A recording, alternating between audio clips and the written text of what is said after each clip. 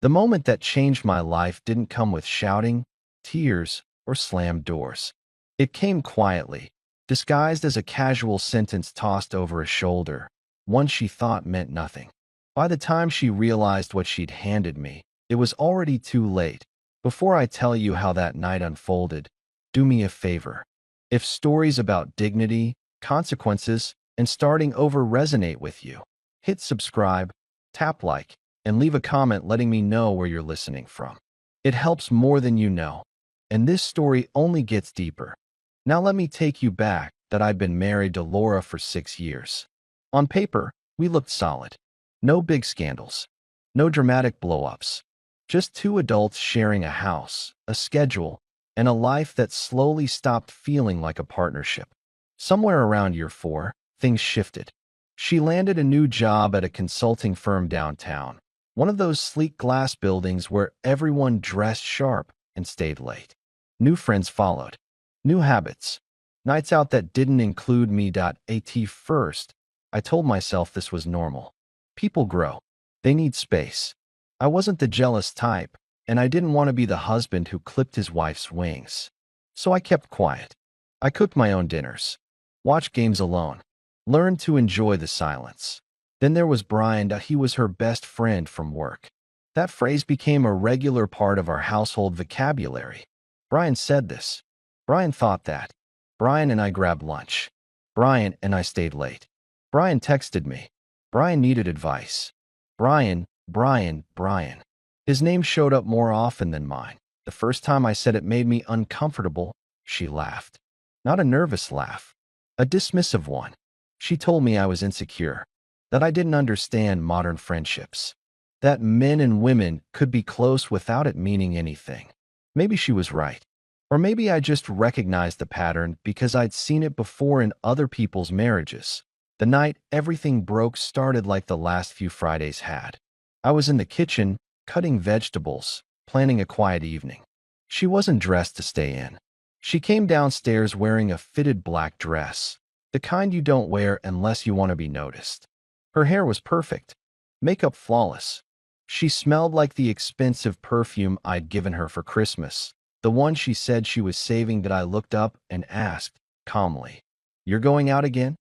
She stopped and turned toward me with a look I barely recognized. Cold, distant, like I was an inconvenience. Yes, it's Friday. I work hard. I deserve to have fun. With Brian? I asked. With Brian and some people from work, she snapped. It's not a crime to have friends. I set the knife down. This isn't about friends. It's about respect. That's when her face hardened. She cut me off mid-sentence and said the words that changed everything. If you don't like how I live my life, she said, emphasizing every syllable, then just leave. The room went silent except for running water I'd forgotten to turn off.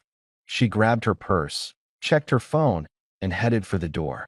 I'll be back late. Don't wait up. The door closed. Her car pulled away.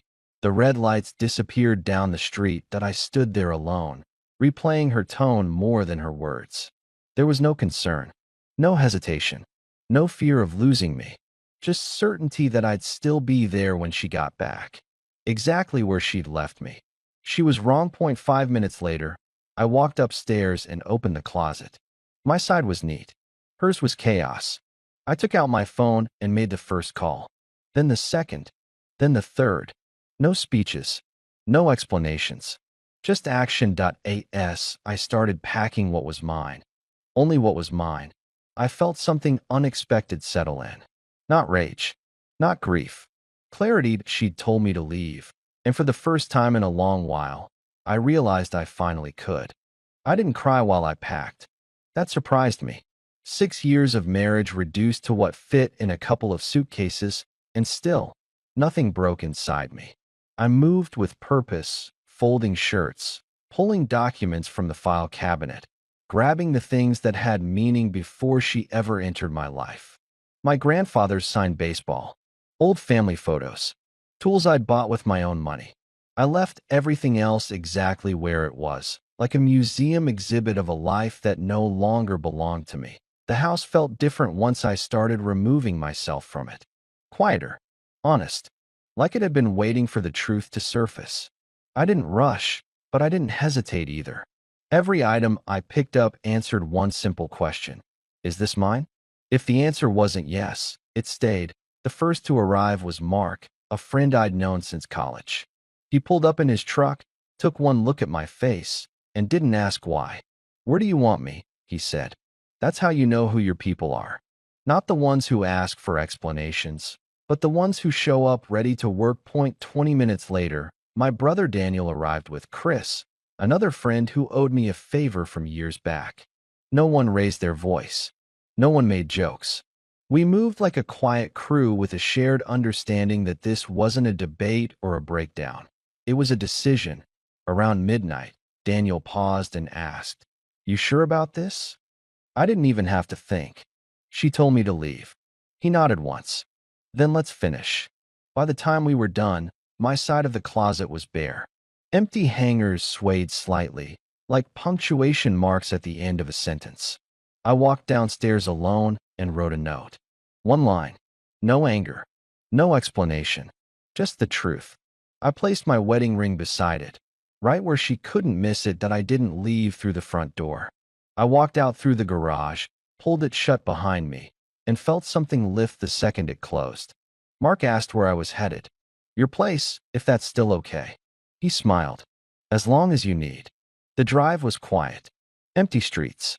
No traffic. My phone stayed face down.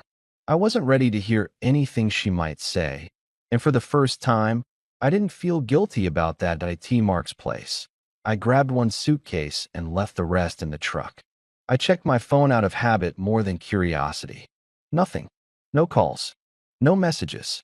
She wasn't home, yet that I slept straight through the night that I woke up before my alarm, alert in a way I hadn't felt in months. My body felt lighter, like tension I'd grown used to had finally released. Mark was already up, coffee brewing. He slid a mug across the table without a word. What's the plan? He asked that I told him. Separate accounts. Cancel shared utilities. Call a lawyer. Handle it clean. He nodded like this was the most logical thing in the world. Because to him, it was .by mid-morning, my phone lit up.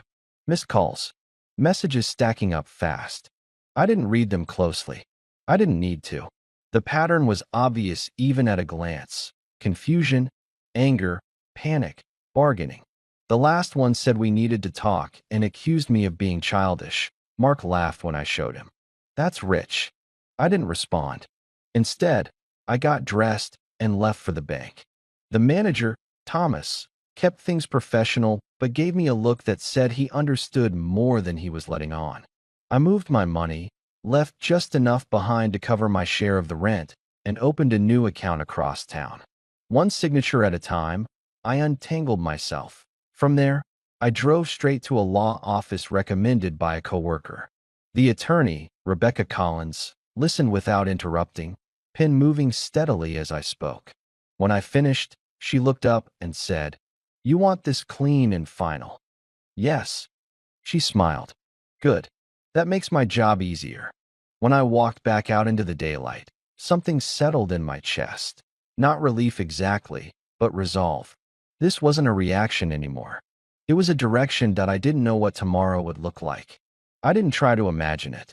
All I knew was that for the first time in a long while, every step I took was my own. By the time I pulled into my brother Daniel's driveway that night, the sun was already dipping low, the sky streaked with orange and gray like it couldn't decide what it wanted to be. Fitting. Mark had called earlier to warn me she'd shown up at his place, pounding on the door, demanding answers. I didn't ask for details. I didn't need them. I just adjusted my course and kept moving forward. Daniel opened the door, took one look at me, and stepped aside. "You're safe here," he said. "No speeches. No advice. Just a fact." He set me up in his spare room, which doubled as an office, and left me alone. That silence felt earned. My phone, on the other hand, was anything but quiet. Missed calls stacked into the dozens. Messages poured in from unfamiliar numbers, then familiar ones. Her sister, her parents, friends I hadn't spoken to in years suddenly acting like mediators. I didn't answer a single one. Instead, I started blocking numbers one by one. Not out of spite, out of necessity. Boundaries aren't cruel. They're survival. The next morning, I woke early again. No alarm, just clarity. Daniel was already at his desk, laptop open, coffee steaming. "You holding up?" he asked. "Better than I expected," I said. And it was true that I spent the day tying off loose ends. Changed my mailing address. Updated my emergency contact at work. Removed her name from anything that tied us together administratively. Each task felt strangely satisfying, like checking items off a list I'd avoided for too long. Late afternoon, my phone buzzed with a call from an unknown number. I answered without thinking. "This is Brian," the voice said. Tense and rushed, I said nothing. He cleared his throat. "Look, man, I didn't realize things were that bad. She told me you two were basically living separate lives, that you were okay with everything." "She lied," I said without a pause. "Yeah, I'm starting to see that." He rushed to explain, saying nothing physical had happened, that he was backing off, that the situation was too complicated. I listened, detached. When he finished, I said, "You don't need to explain anything to me." He hung up quickly. And just like that, the guy who'd taken up so much space in my marriage vanished the moment reality showed up. I wasn't surprised. I'd seen that pattern before too. That evening, I met Mark for dinner at a small sports bar. We sat in a booth near the back, noise and laughter filling the space around us. Normal life happening everywhere.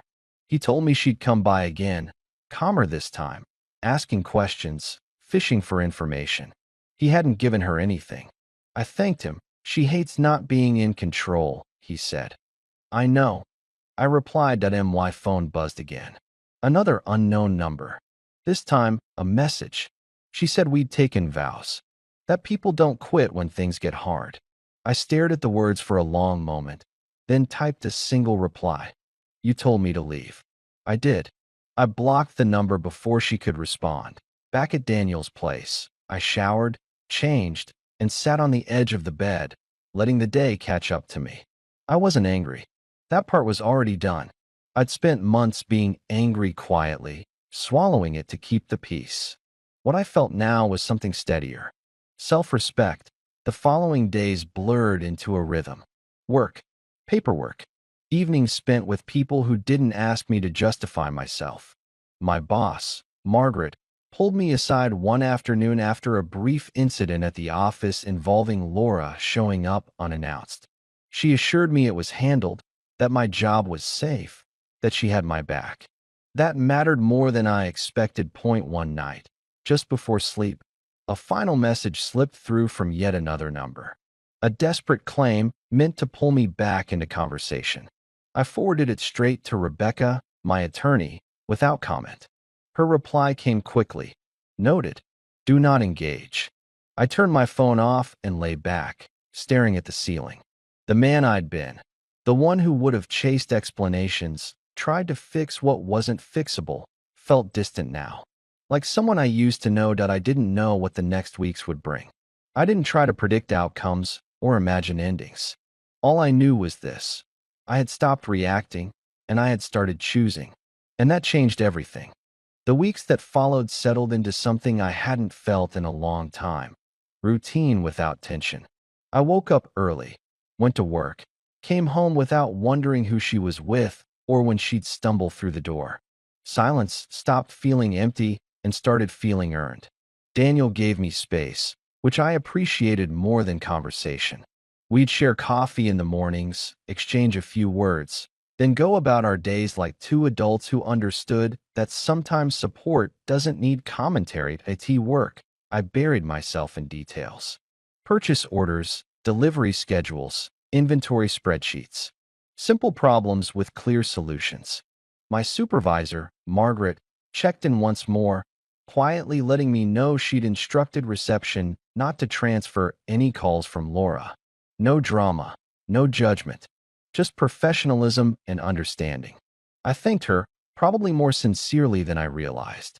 Having stability in one part of my life made everything else feel manageable. One evening, Daniel came into the living room with an odd look on his face. You're not going to like this, he said. What? She's outside. With her parents.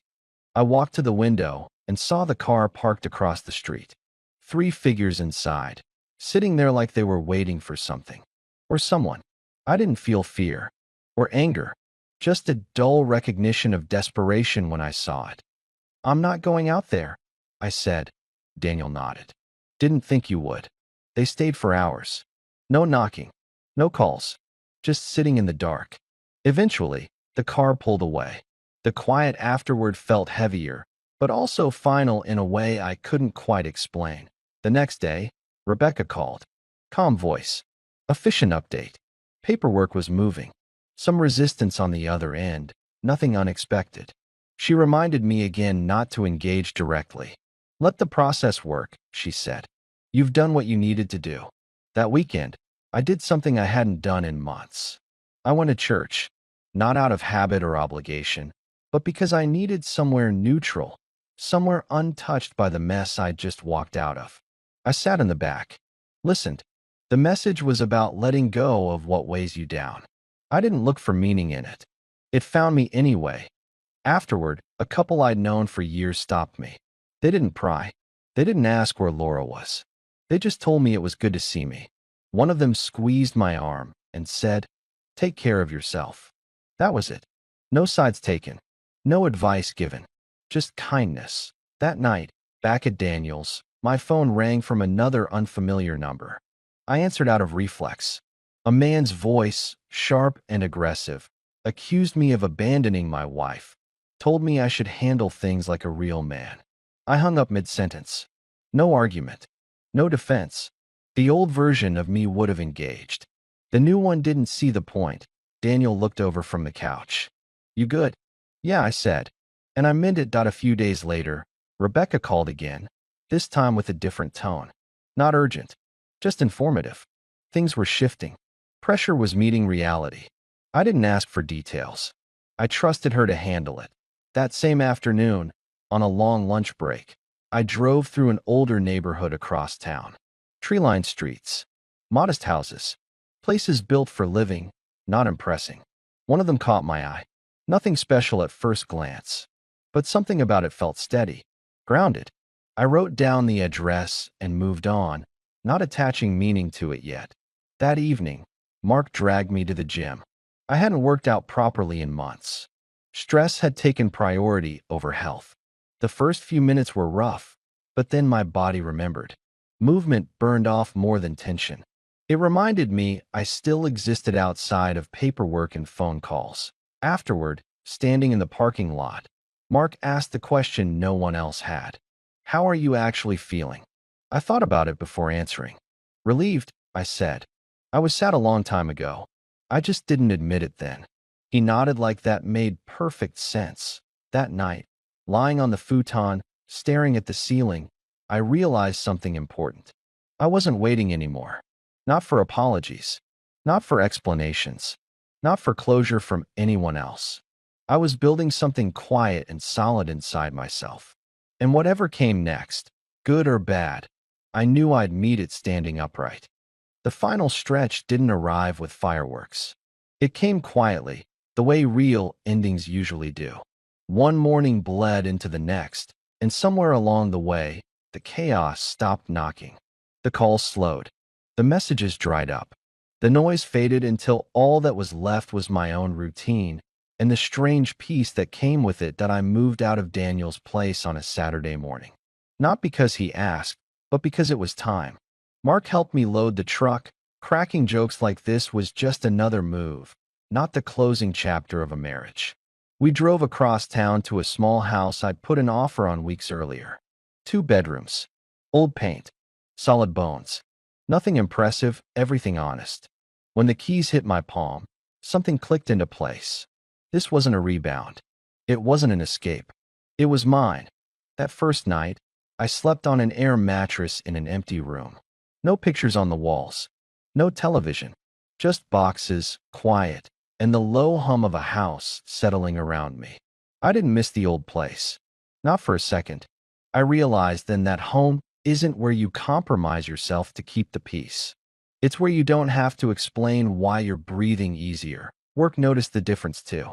Margaret called me into her office one afternoon and slid a folder across the desk. Promotion. Senior coordinator. She said I'd earned it. I didn't argue. I'd shown up every day, handled my responsibilities, and kept my personal life from spilling into my job. That mattered more than charisma ever would. The legal process wrapped itself up the same way it began, efficiently. Rebecca called with the final update on a Tuesday afternoon. Papers signed.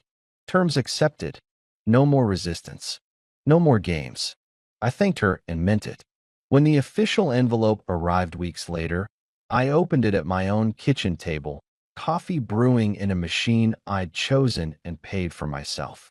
I read it once, filed it away, and went to work.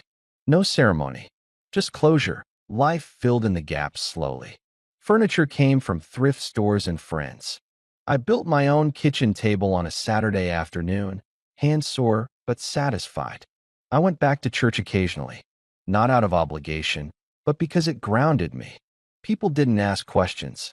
They just nodded, like they'd known all along this was where things were headed. One evening, months later, my phone buzzed with a message from an unfamiliar number. I almost ignored it. Curiosity won. It was her. Short, direct, an apology without excuses. She said I deserved better. I stared at the screen longer than I expected, then typed back, I know. And that was the truth. I blocked the number and set the phone down, feeling nothing but certainty. That night, Mark and Daniel came over for dinner. Burgers on the grill, beer in the fridge, a game on the television. At one point, Mark raised his bottle and said, "To new chapters." To self-respect, I replied. We laughed. We ate. We talked about normal things, work, plans, nothing heavy. And that's when it hit me. I wasn't rebuilding anymore. I was living. I learned something through all of this, something I wish I'd understood years earlier. You can't love someone into respecting you. You can't fix a relationship when only one person is trying.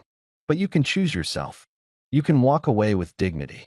And you can build a life that doesn't require you to beg for a seat at the table. She told me to leave if I didn't like her life. She thought I wouldn't do it. She thought I'd stay quiet. Instead, I listened, and that decision changed everything. If this story resonated with you, if you've ever had to choose between peace and familiarity, do me a favor. Subscribe, like, and leave a comment. Your support helps keep these stories alive, and I'd love to hear your thoughts. I'll see you in the next one.